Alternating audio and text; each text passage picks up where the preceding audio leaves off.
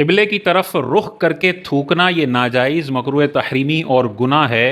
हुज़ूर अलैहिस्सलातु वस्सलाम ने अबू दाऊद शरीफ की हदीस में इरशाद फरमाया, जिसने क़िबले की तरफ थूका तो क़यामत के दिन ये बंदा इस हाल में उठाया जाएगा कि इसका जो थूक है वो दोनों आँखों के दरमियान पेशानी पर होगा। तो ये बहुत ख़तरनाक अमल है और बहुत सारे लोग गुटखा खा रहे होते हैं और उनको इतनी भी तमीज़ नहीं होती कि रोड पे उस गुटखे के थूक को कैसे फेंकना है। वो जगह जगह थूक फेंक रहे होते हैं और अक्सर वो बिल्कुल डायरेक्ट क़िबले की डायरेक्शन में यूं करके थूक फेंकते हैं। पीछे वाली गाड़ी वाले का भी सत्यानाश, रोड का भी सत्यानाश। और इस हदीस की मुखालिफत करने की वजह से वो गुनाहगार होते हैं। उनको ख्याल करना चाहिए, ये इंसानों का मोहल्ला है, अशरफुल मखलूक़ात रहने वाले यहाँ पर हैं। इस तरह गाड़ियों की खिड़कियों से निकलकर ऐसे गलीज़ तरीके से थूक फेंकना कि लोगों के कपड़े ख़राब हों, बिल्कुल रोड का सत्यानाश हो, उस पर अगर कोई चले तो उसके चप्पल ख़राब हो जाएँ। और बाज़ औक़ात ये क़िबले की तरफ थूकने की वजह से वो गुनाहगार होते हैं। एक और हदीस पाक में हुज़ूर अलैहिस्सलातु वस्सलाम ने इरशाद फरमाया कि जब तुम नमाज़ पढ़ो तो क़िबले की जानिब मत थूको कि जब बंदा नमाज पढ़ता है तो अल्लाह से मुनाजात कर रहा होता है। और अपनी सीधी जानिब भी मत थूको कि वहां फरिश्ता होता है।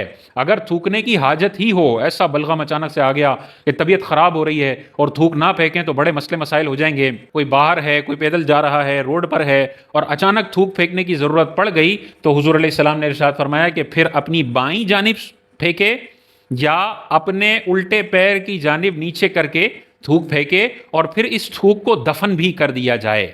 ये बुखारी की हदीस में हुज़ूर अलैहिस्सलातु वस्सलाम ने थूक फेंकने के हवाले से मुसलमानों को शरई अहकाम और गाइडलाइंस बताई हैं। तो क़िबले की तरफ भी मुंह करके थूक नहीं फेंकना सामने, और दाईं सीधी तरफ भी फरिश्ते होते हैं तो वहां पर भी ठीक नहीं है।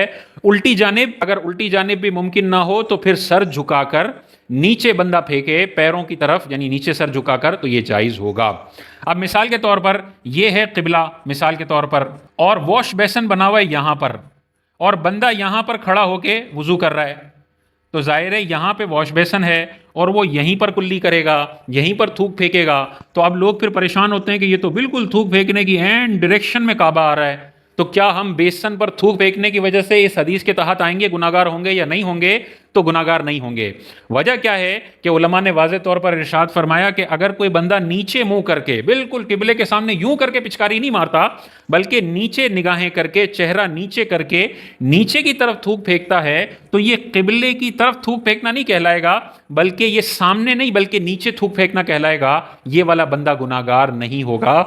जैसे इस हदीस में हुज़ूर अलैहिस्सलाम ने इरशाद फरमाया कि अगर दाएं बाएं का ऑप्शन ना हो तुम्हारे पास तो फिर तुमने नीचे अपने उल्टे पैर की तरफ थूक फेंकना है। तो वॉश बेसन में अगर कोई यूं खड़ा होता है और यूं करके पानी फेंकता है, तब तो ये इस हदीस के तहत आ जाएगा कि जानबूझ के सामने फेंक रहा है थूक, इसको नीचे करना चाहिए था। लेकिन हम अक्सर जब भी कुल्ली कर रहे होते हैं, चेहरा नीचे होता है, नीचे थूक फेंक रहे होते हैं, नीचे कुल्ली कर रहे होते हैं, तो इसमें ये गुनाह वाला मामला नहीं होगा। इस हदीस से बहुत सारे लोग ला इल्म हैं, लोगों तक ये हदीस पहुँचाएँ, ख़ास तौर पर गुटखा और पान खाने वालों तक ये हदीस पहुँचाएँ। बहुत सारे बड़े लोग होते हैं, उम्र में बड़े होते हैं, बलगम की बीमारी होती है, बार बार उन्हें रोड पर चलते हुए थूक फेंकना पड़ता है।